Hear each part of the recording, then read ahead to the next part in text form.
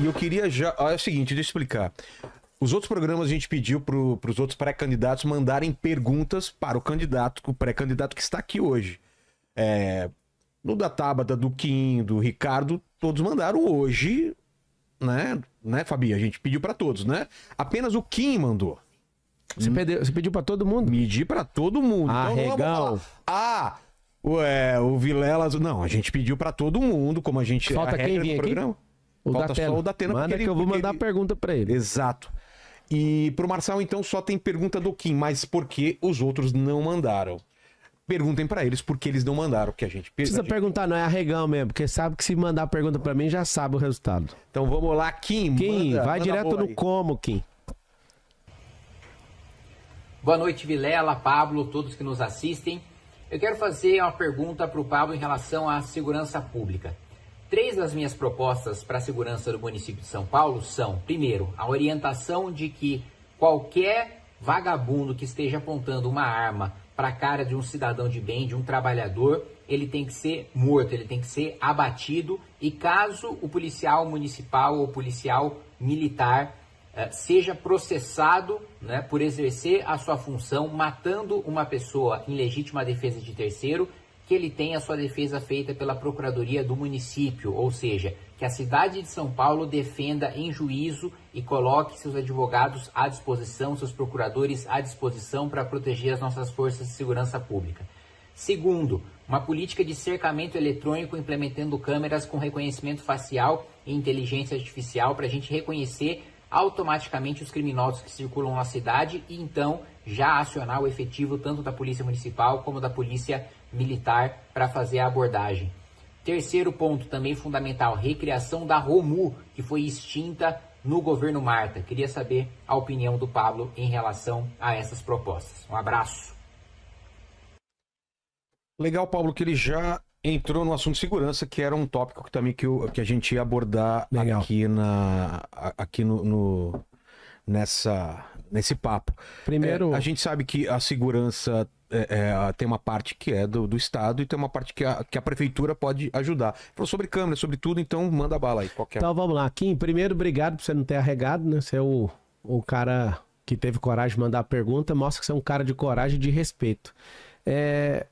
Quero dar os parabéns pro Kim, que eu tô aqui com um plano de governo que você mesmo mandou para mim no WhatsApp. Você viu que eu te pedi aqui, ó.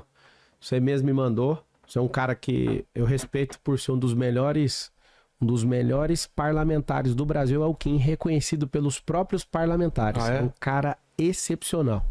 Uma pena seu partido não honrar e manter você como candidato. Não tem ironia nessa sua frase. Não, ele sabe disso. Eu jantei com ele, eu tive com ele, eu reuni com ele, o ACM, o Rueda, que são o presidente nacional, gosto muito, falo direto, com o Antônio, o ACM, com o Caiado, tive com eles algumas vezes, a gente se fala e eu acredito que ele é um cara tecnicamente muito bom. Então, o plano de governo, ele foi o primeiro cara a entregar, pra você ver que ele é um nerd mesmo. O cara não tá na hora de entregar, mas ele já fez. As 3 coisas que você falou, vamos recapitular. Você chamou a Guarda Municipal de Polícia, não tem esse nome, tem uma PEC transitando, acho que é a PEC 56, dá uma checada aí pra mim. Qual? 95? 55? A PEC 55 tá querendo fazer a Guarda Municipal virar polícia, só uma correção. Então você falou isso e na verdade não é. Você falou uma coisa que eu acho radicalidade demais, a primeira parte, que é qualquer pessoa que apontar uma arma pro cidadão de bem, e se a pessoa for você lutando contra um bandido, aí você pega na arma do cara pra se proteger, alguém vai lá e te apaga. Aí você fala, poxa, a gente tem que atirar em quem tiver com a arma na mão. Aqui no Brasil tem um devido processo legal, eu acho que você deve ter feito direito aqui. Eu acredito que estudando o devido processo legal e a ampla defesa e todo o direito de se defender, a gente não pode ser tão arbitrário assim. Não sei se isso é um projeto seu como deputado, mas eu aliviaria isso aí, porque às vezes pode ser você, um filho meu, ou eu precisando de lutar corporalmente com alguém e do nada eu quero cessar um grave ataque, eu cato a arma do próprio bandido e aponto pra ele. A outra pessoa vê, porque a lei que você acabou de falar, a gente vai atirar na pessoa? Jamais, eu acho isso um radicalismo. Segundo, 100% apoiado, vou integrar isso aí. E isso é mais uma competência sua do que o prefeito, que é o deputado federal que tem que lutar por isso, é a gente ter o nosso sistema jurídico defendendo quem defende a gente. Eu acho um abuso um policial ser processado e ter que pagar o advogado. Isso para mim é um abuso. Se a pessoa está no estrito cumprimento do dever legal, ela está falando em nome do Estado, por mais que tenha deslize ou erro do parte dele, eu tenho certeza, isso aí você pode contar comigo que isso aí vai para frente. A primeira parte, radicalidade, a questão da polícia eu já te expliquei, a PEC, e eu acredito que a Guarda Municipal quer virar nessa polícia pela PEC que está andando e pelo que eu tenho conversado com a Guarda. É a terceira parte. O que foi a terceira parte que ele falou, Coppola? Na verdade... Negócio do Romu. Romu. Lembrei. O governo do PT, que não gosta de segurança, que extinguiu o Romu. O Romu é uma ronda ostensiva, né, municipal. Era uma categoria ali de alguns homens, dezenas de homens na Guarda Municipal de São Paulo, que tinha mais um poder de ser um pouco ostensivo como a Polícia Militar.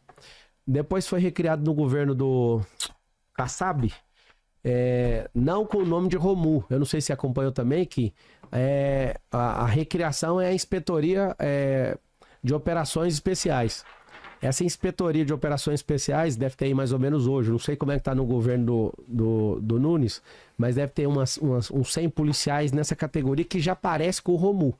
É o que mais se aproxima. Sobre recriar, cara, eu como prefeito, eu quero fazer tudo que é bom pro povo. Eu preciso ouvir os especialistas. Seria muito legal bancar o Maluf aqui e falar, vou recriar para essa cidade. Mas já tem, né, essa divisão que foi recriada com o Gilberto Kassab. E eu vou avaliar, mas o que eu posso prometer em relação a isso é triplicar a guarda. A gente tem uma sensação de segurança, vai ter o anticrime e o pré-crime definido. Isso aí também que você falou sobre usar inteligência artificial para detectar a face, vai ter um pouco mais que isso. Vai ter o pré-crime com análise preditiva com comportamento de pessoas que parecem estarem se preparando para o crime. Você imagina a gente... Crime é do Minority Report. Você não lembra bem, né? Todo mundo pensando agora, né? Aqueles... Eram 3, O chat deve estar explodindo. Aqueles 3... Os precogs. Os precogs lá, eles... Pré-cognição. Só que não precisa de viajar tanto. É o seguinte, você imagina, vamos começar pelo distrito onde tem maior violência hoje. A Mônica... O pessoal para adivinhar quem vai ser o bandido. Não é adivinhar não, é comportamental. Você tem uma base de dados de 12 milhões de pessoas. Isso é metadado. Você começa a ver o comportamento, né? Você linka, né? Já está tudo muito digitalizado na Polícia Civil, na Polícia Militar, na Polícia Federal. Você vai pegar o metadado que a gente tem e vai analisar o comportamento das pessoas, como elas agem no pré-crime. O que é o pré-crime? A forma que ela se prepara para atacar alguém e roubar o celular. Aí você imagina, vamos começar por Pinheiros, que é o distrito onde tem a maior quantidade de violência e de roubo, principalmente. Você coloca drones estrategicamente em alguns lugares. Eu vou falar de um drone que eu tenho, que é assustador. Quando eu vi ele operando, eu falei, pode comprar, isso aí eu quero para minha guarda pessoal. É um drone. Esse drone, ele é térmico. Se tiver uma árvore aqui, uma pessoa estiver escondida embaixo da árvore, ele mostra. Ele tem visão térmica noturna, ele tem microfone, ele tem caixa de som, quer dizer, ele tem até giroflex. Então eu chego num lugar, eu consigo mandar um recado audível, todo mundo ouve a 60 metros de altura. Você imagina um drone desse, pousado em cima de um prédio, conectado com um sistema de inteligência artificial e análise preditiva que olha o rosto do cara. Se o cara já é bandido, já sabe, tá ali, já começa a seguir até pegar ele. Outra coisa, aquele comportamento da pessoa que vai meter a fita, né? Que vai fazer um roubo, vai fazer alguma coisa. Quando as câmeras da cidade começam a detectar aquele comportamento, o drone já sai. Aí você fala, então, mano, o seu sistema é para prender pessoas? Não, é para dar a sensação absoluta de segurança para todo mundo andar em paz. Melhor do que prender é todo mundo saber que se fizer a fita, se fizer merda, vai pra cadeia. E aí, assim, na Califórnia já tem, tá? Foi falado aqui também do Tolerância Zero, que aconteceu em Nova York, ou que tá acontecendo agora em El Salvador. Foi falado aqui. Fale? Não, ele tá corrigindo. A PEC é 57. Tá. Então, assim, desculpa, o Vilela ter te interrompido. Mas, assim, o negócio do drone, ele fica numa base, ele sai e já fala. A pessoa tendo a sensação de segurança tecnológica, ela já vai tomar um susto para fazer esse tipo de coisa. Aí você prova no primeiro distrito, nós temos 96, nós vamos começar de trás para frente, aonde tem mais violência. Começou a ter mais violência até chegar no último distrito. Não é trocar policial por drone, né? Cara, policial, já falei, triplicar o efetivo humano. A gente precisa de gente.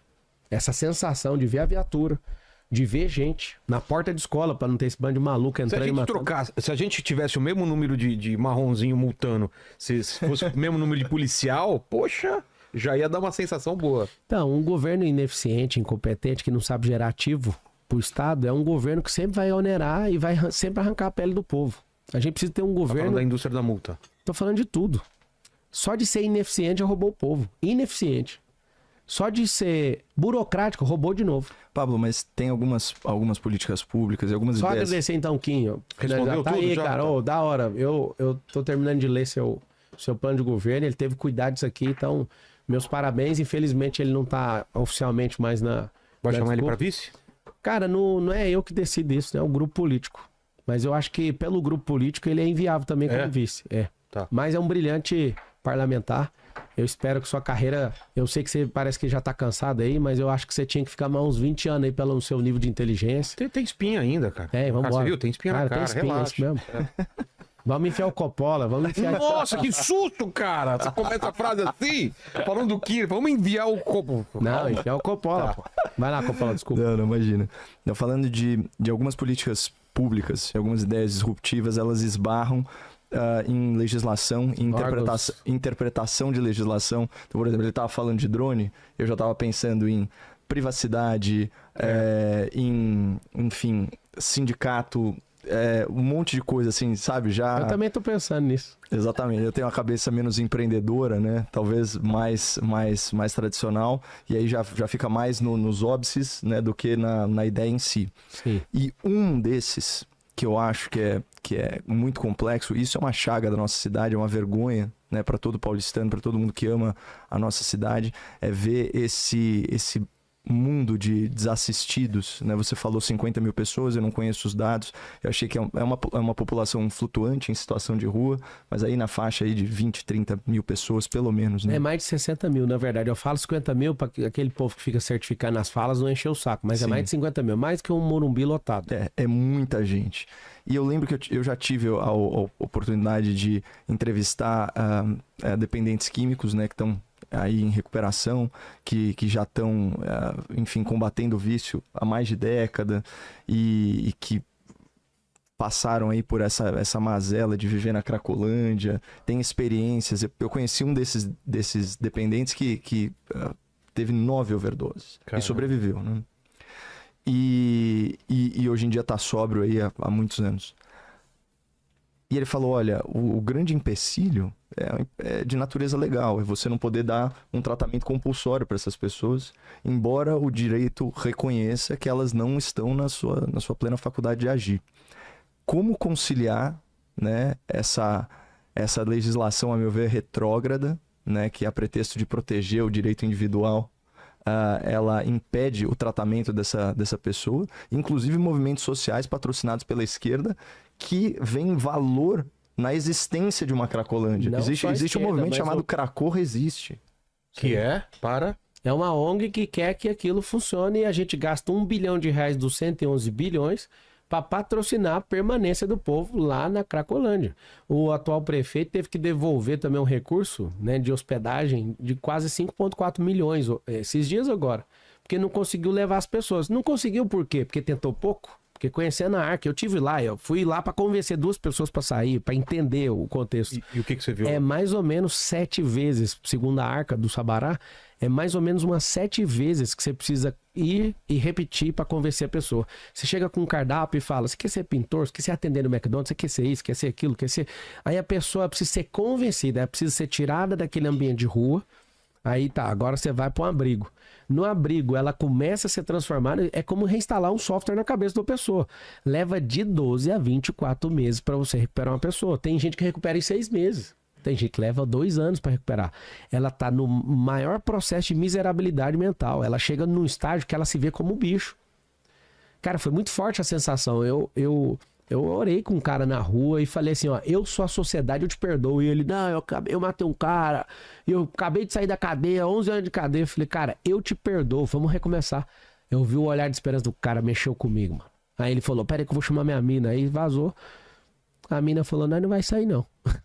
Não queremos ir pra lugar não. Até hoje a solução é insistir. Né? Não, o Sabará tirou 3.500 pessoas com a Arca, como assim ninguém resolveu?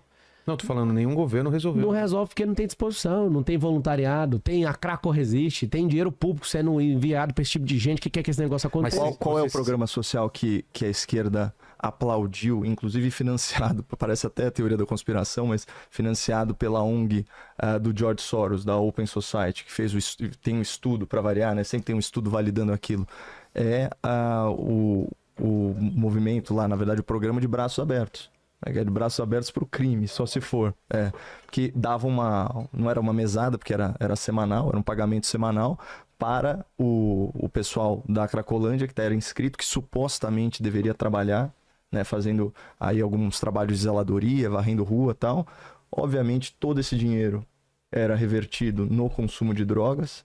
Esses trabalhadores eram hospedados em hotéis, né, que na verdade eram espeluncas, na própria região da Cracolândia. E, assim, toneladas de dinheiro público indo para lá. E, de novo, o estudo que embasava aí o sucesso desse programa, a própria metodologia reconhecia que ela era falha. Por quê? Porque a maioria das pessoas desistia do programa no meio. Assim, então, dentro daquela lógica de redução de danos, ao invés de fazer uma coisa assim mais incisiva, né, e de tratamento, ou com mais cuidado, ou com mais atenção, é muito difícil resolver isso, né? Eu acho que esse é um dos grandes volume, desafios. eu vou te explicar. Se tem número e a gente já conseguiu tirar, a gente precisa aumentar a volumetria de atendimento, a gente precisa de voluntariado, a gente precisa de investir o dinheiro da forma correta.